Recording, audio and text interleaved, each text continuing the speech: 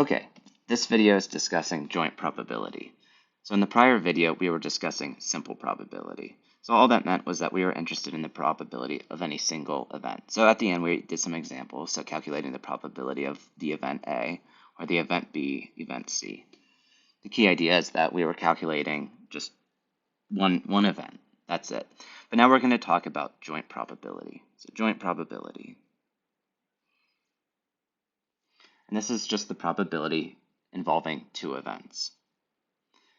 So to start with this, we need to define both the union and the intersection of two events. So let's start with this graphic on the left. So this black rectangle represents all possible outcomes of some experiment. The orange circle on the left represents all outcomes associated with the event A. The blue circle on the right represents all of the outcomes associated with event B. And then this piece in the middle is called the intersection of A and B. So that's all of the outcomes associated with both event A and event B. So let's define that first. Let's start with the definition of the intersection. So intersection of A and B. So this is intersection. We call this A and B, or say both A and B. So again, that is just represented by this piece, the intersection of A and B, the intersection of our Venn diagram. But then the union we call A or B, or we could say either A or B. So we have a really nice formula to calculate the union of two events. So the probability of A or B is equal to the probability of A plus the probability of B minus the probability of A and B. And this makes sense because what we're doing is we're saying, okay, the probability of A, so let's add the probability of A, all right, that's what we're doing here. And then let's add the probability of B, so the probability of B, which is what we're doing here. But then we subtract off A and B. So we're subtracting off this in the middle once. Because notice that when we add this orange circle, we include A and B. When we add the blue circle, we include A and B again. And so that's why we subtract one of those off, because that's being double counted. So let me clean this up a little. So this piece right here, this is to avoid double counting.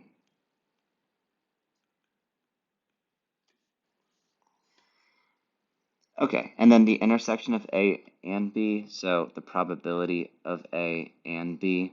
So we don't really have any great formula for this. We'll see, once we get to some examples, we'll see how we'll calculate this directly from a contingency table. But so for right now, let's just leave this as is. We can think of it as something that'll likely just be given to us. Okay, and then finally, let's discuss the conditional probability of A given B. So what we're saying here is that, let me rewrite this, conditional probability. So what we're saying here is that given that B has taken place, so that's what we mean by this vertical bar and then B. We're saying given B, that is what that means. So given that event B has taken place, what's the probability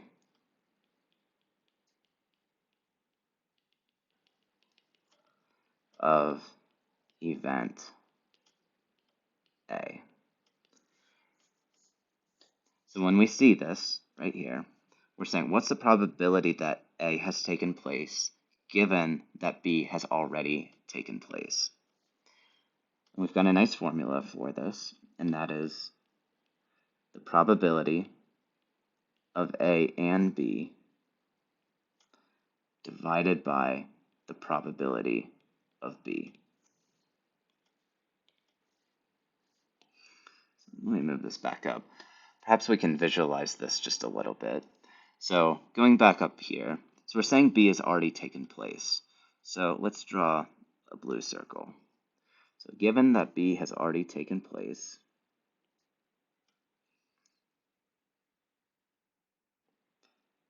this doesn't want to create, I guess my circle is so bad, the program can't even tell I'm trying to make a circle. There we go. So given that B has taken place, we know that blue is B. What's the probability that we have A? So this is A and B.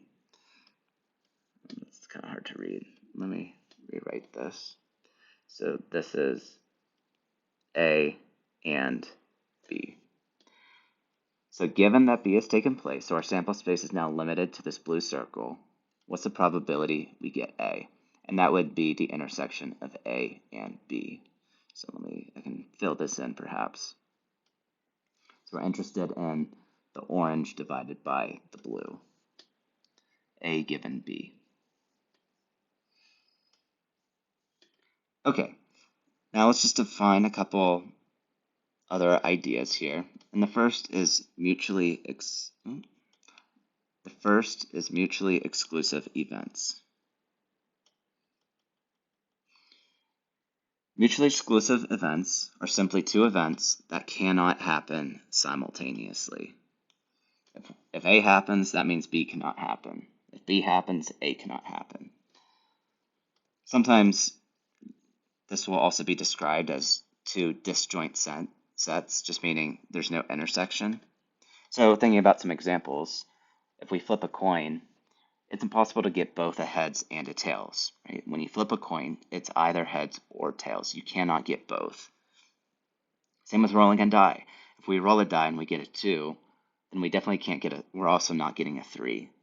If we roll a 5, we can't also get a 2, and any other combination.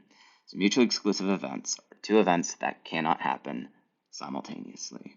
So if we want to visualize that, that would just be two non-intersecting circles. So note that the probability of A and B is equal to 0. Right? There is no intersecting between our two circles here. So the probability of A and B is equal to 0.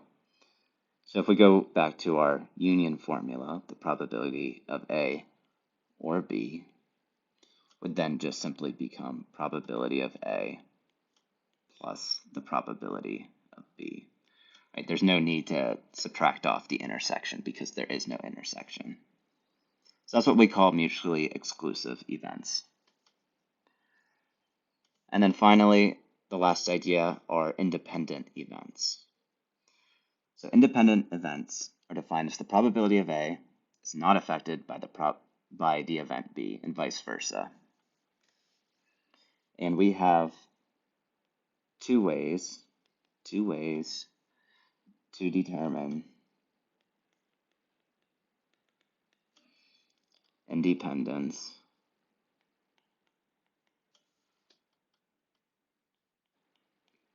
between A and B. The first is that the probability of A and B is equal to the probability of A times the probability of B. So if we were to find the probability of A and B, if we were to compare that to the product of probability of A and probability of B, and if those were equal to each other, we would say the two events are independent. The other is that the probability of A given B is equal to the probability of A. And this actually makes sense because what we're saying is that if we condition on B, the probability of A remains unchanged. So the probability of A is not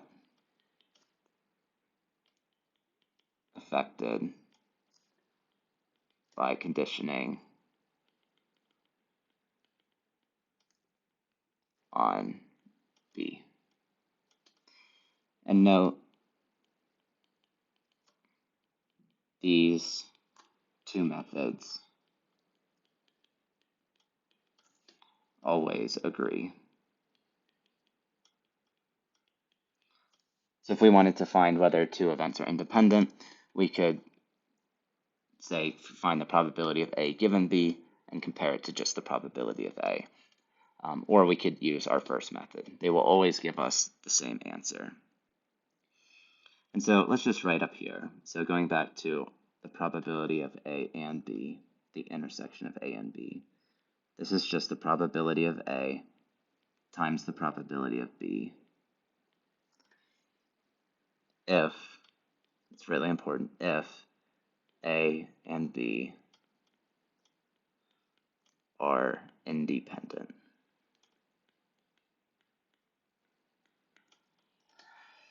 Okay, and that's our introduction to joint probability. And there were a lot of ideas here, so if this is confusing right now, that is definitely okay. I think a lot of this will become clear when we work on some examples in the next video.